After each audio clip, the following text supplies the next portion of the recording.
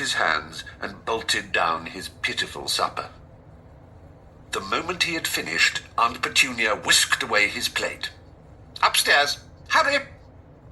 As he passed the door to the living room, Harry caught a glimpse of Uncle Vernon and Dudley in bow ties and dinner jackets.